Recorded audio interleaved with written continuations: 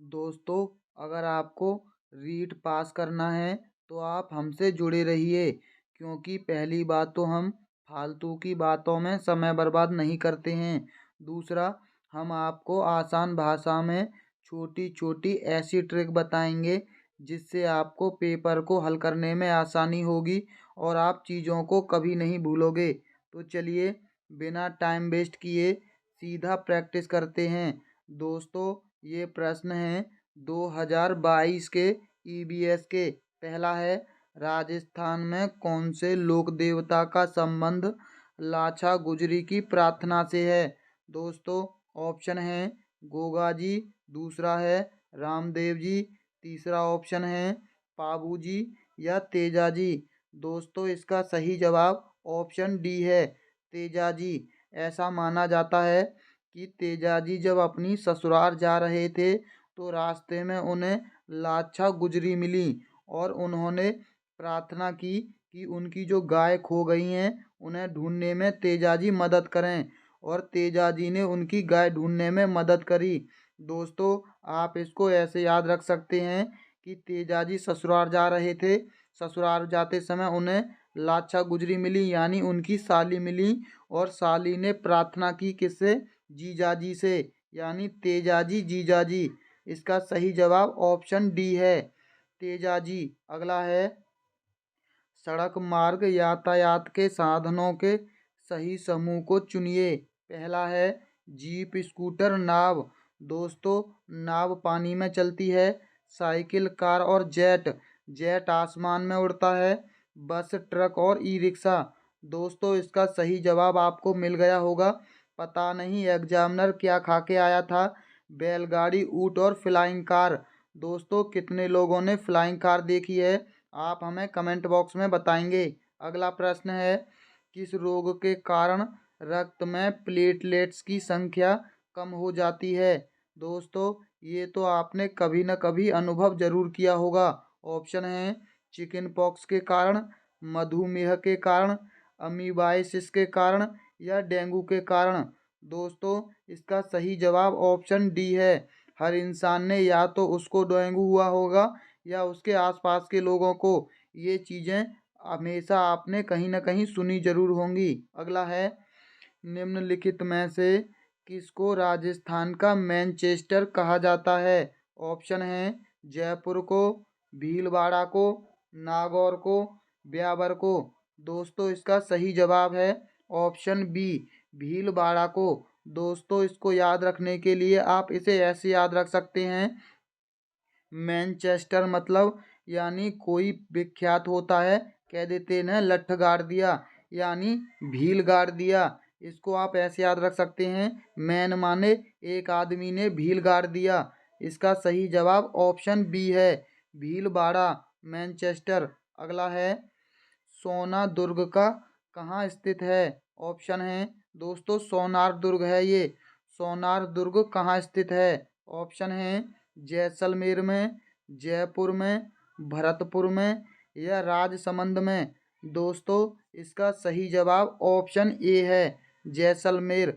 इसको याद रखने के लिए आप एक छोटी सी ट्रिक बना सकते हैं, यानी सोना, सोना किसके पास पाया जाता है? अमीर लोगों के पास। अमीर से अमेर, यानी इसको जैसलमेर और अमीर ये दोनों को जोड़ सकते हैं, सोना अमीर यानी मेर, जैसलमेर। अगला है, राजस्थान के कौन से समुदाय के लिए वन एवं वन्य प्राणी संरक्षण उनके धार्मिक अनुष्ठान का भाग बन गया है? पहला है गुज्जर समाज के, सहरिया समाज के, बिश्नोई समाज के, मीणा समाज के। दोस्तों, इसका सही जवाब ऑप्शन सी है, बिश्नोई समाज के। आजकल बिश्नोई समाज चर्चा में बना हुआ है। अगला है, हिमाचल प्रदेश में जल संग्रहण की पुरानी संकल्पना का नाम है। ऑप्शन है सुरंगम, कट्टा, कुल्ह, एरिस। दोस्तों, इसका सही जवाब ऑप्शन सी है, कुल्ह। अगला है, निम्नलिखित में से वह जयंती चुनिए जो कि चैत्र मास की शुक्ल पक्ष की 13 के दिन मनाई जाती है। दोस्तों ये हिंदी कैलेंडर के अनुसार है। आपको दो नाम दिखाई दे रहे होंगे। गांधी जयंती 2 अक्टूबर को, बाबा साहब भीमराव अंबेडकर की जयंती 14 अप्रैल को। यानी ये दोनों जयंती अंग्रेजी कैलेंडर के अनुसार मनाई जाती हैं।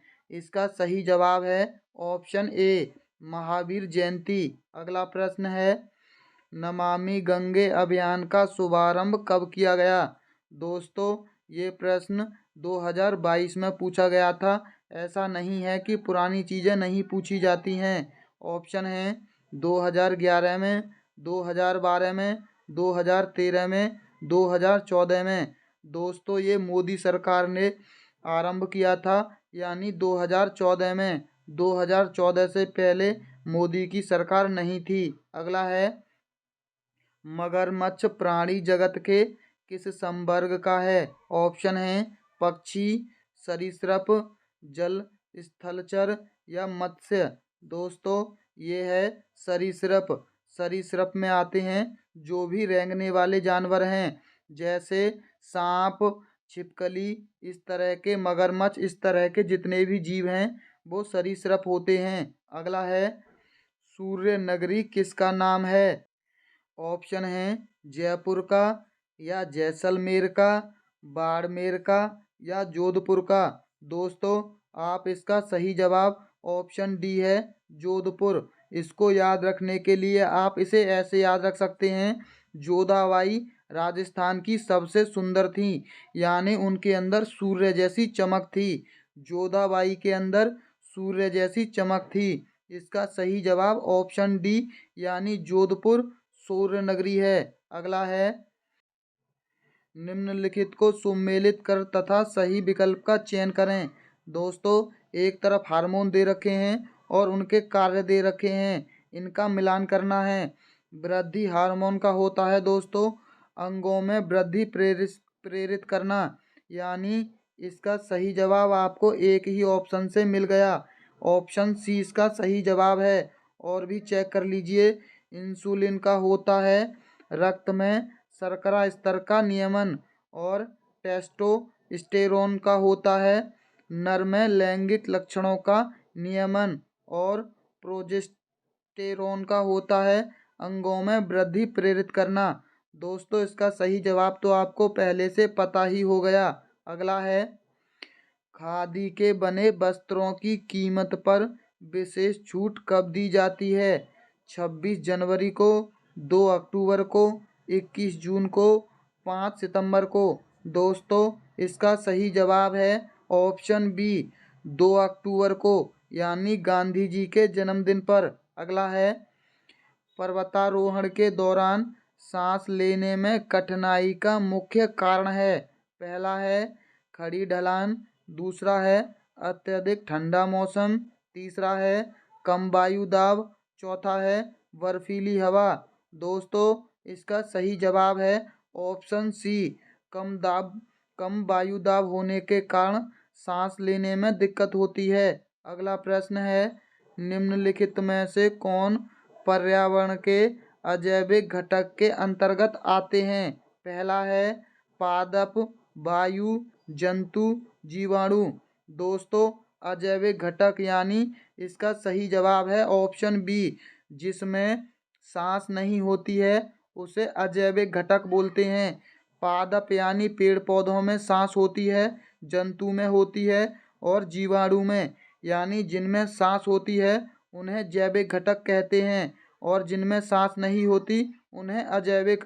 वायु में सांस नहीं होती इसीलिए अजैविक घटक है। अगला प्रश्न है, दोस्तों आप उन लोगों की वीडियो को तो यूं ही झट से लाइक कर देते हैं जो लोग आपके लिए 30-30 प्रश्न लेकर आते हैं और फालतू की बातों में आपका 1 से 1.5 घंटा बर्बाद करते हैं।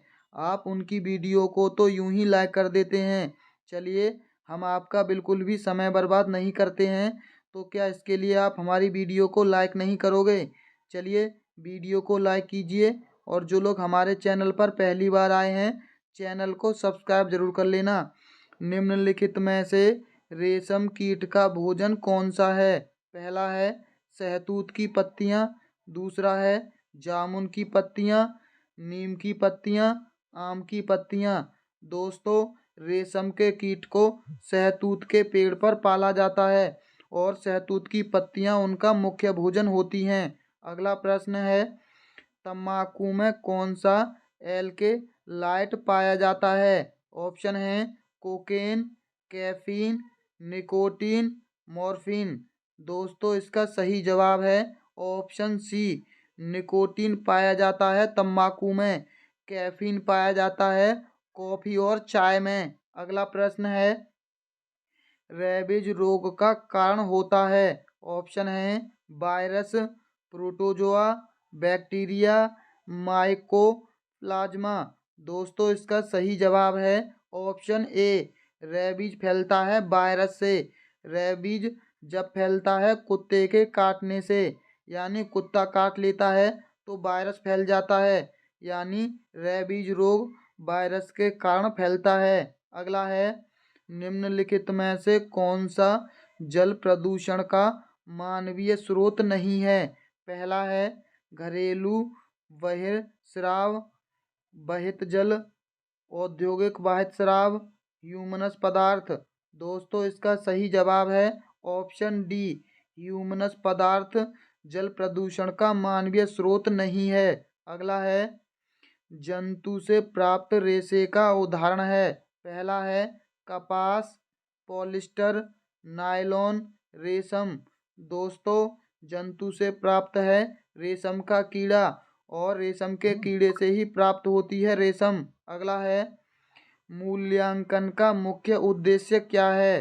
पहला है अनुशासन बनाना, परीक्षा करवाना, प्रश्न पत्र बनवाना या अधिगमकर्ता की उपलब्धि एवं सुधार लाना। दोस्तों, इसका सही जवाब ऑप्शन डी है, अधिगमकर्ता की उपलब्धि एवं सुधार लाना। दोस्तों, अनुशासन नकारात्मक में आता है और परीक्षा ये भी। अगला है, रबी की फसल का उदाहरण है? पहला है मक्का, सोयाबीन, मूंगफली, अलसी। दोस्तों, रबी की फसल होती है सर्दियों के अंदर। आप इस चीज़ को याद रख लीजिए, सर्दियों के अंदर रबी की फसल होती है। इसका सही जवाब ऑप्शन डी है, अलसी। अगला है, बाल केंद्रित शिक्षा में कौन सा तत्व नहीं होता? पहला है खेल, निष्क्रियता, प्रेरणा, संतोष। दोस्तों, निष्क्रियता तो बाल केंद्रित या किसी भी चीज में अच्छी नहीं मानी जाती। अगला है, प्राचीन काल में संदेशों का संचार कौन से माध्यम से होता था? पहला है फैक्स के माध्यम से, मोबाइल के माध्यम से, हरकाने के माध्यम से या टेलीफोन के माध्यम से। दोस्तों, आप हरकाने के बारे में नहीं जानते होंगे, लेकिन फैक्स, मोबाइल और टेलीफोन तो जानते हैं, यानी इनके माध्यम से नहीं होता था। इसका सही जवाब ऑप्शन सी है। दोस्तों, ये रहा हरकाने। अगला है, श्रव्य दृश्य शिक्षण अधिगम सामग्री का उदाहरण है? दोस्तों, श्रव्य माने होता है सुनना और दृश्य माने होता है देखना, यानी सुनने और देखने की जो सामग्री है उसे श्रव्य दृश्य सामग्री कहते हैं। रेडियो में हम केवल देख सकते, सुन सकते हैं, देख नहीं सकते। टैप रिकॉर्डर में हम देख नहीं सकते। बुलेटिन बोर्ड में दोस्तों हम देख सकते हैं, सुन नहीं सकते। और टेलीविज़न इसका सही जवाब होगा। टेलीविज़न में हम देख और सुन दोनों सकते हैं। अगला है, आपके पिताजी के साले की माँ से आपका क्या रिश्ता है? ऑप्शन है मामी, नानी, मौसी, बहन। दोस्तों, जब भी ऐसा प्रश्न आए आप इसका डायरेक्ट जवाब ढूंढ लीजिए। पिताजी के साले को आप क्या कहेंगे? मामा। और मामा की माँ को क्या कहेंगे?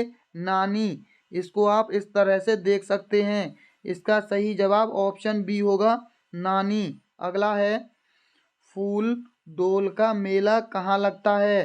पहला है अजमेर में, जैसलमेर में, शाहपुर में, शाहपुरा में या अलवर में। दोस्तों, इसका सही जवाब है ऑप्शन सी, शाहपुर में। दोस्तों, जिनके पास आजकल फूल होते हैं वो शाही लोग होते हैं, यानी शाहपुर में।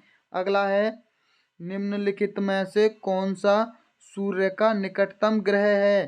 पहला है बृहस्पति, पृथ्वी, बुध, मंगल।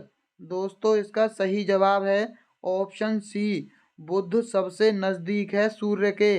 अगला है, नीचे दिया गया यातायात संकेत इंगित करता है। दोस्तों ये संकेत किसका है? ऑप्शन है चौराहा का, पैदल पार पथ का, रेलवे क्रॉसिंग का, या संकरी पुलिया का। दोस्तों इसका सही जवाब ऑप्शन बी है, पैदल पार पथ का है ये। अगला है, दोस्तों इससे पहले कि हम आखिरी प्रश्न की प्रैक्टिस करें, आप हमारी वीडियो को लाइक और हमारे चैनल को सब्सक्राइब जरूर कर लीजिए, क्योंकि हम आपको ऐसे ही एग्ज़ाम तक ज़बरदस्त प्रैक्टिस करवाते रहेंगे। आप बिल्कुल भी टेंशन मत लीजिए, हम एग्ज़ाम तक आपको इतने सारे प्रश्नों की प्रैक्टिस करा देंगे कि एग्ज़ाम आपका आसानी से पास हो जाएगा। इसके लिए आप हमारी वीडियो को लाइक और हमारे चैनल को सब्सक्राइब कर लीजिए। और जो लोग अपना फालतू का समय फालतू की बातों में बर्बाद करना चाहते हैं, वो किसी और चैनल पर जा सकते हैं। हमारा राष्ट्रीय पंचांग है, ऑप्शन है जनगण मन, वंदे मातरम, शिविर पंचांग, राष्ट्रीय शक। दोस्तों इसका सही जवाब ऑप्शन डी है, राष्ट्रीय शक हमारा राष्ट्रीय पंचांग है। दोस्तों तो चलिए चलते हैं, हम अगले वर्ष की प्रैक्टिस के लिए जल्द वीडियो लेकर आएंगे। तो चलिए दोस्तों मिलते हैं बहुत जल्द। अब वीडियो देखने के लिए बहुत बहुत धन्यवाद।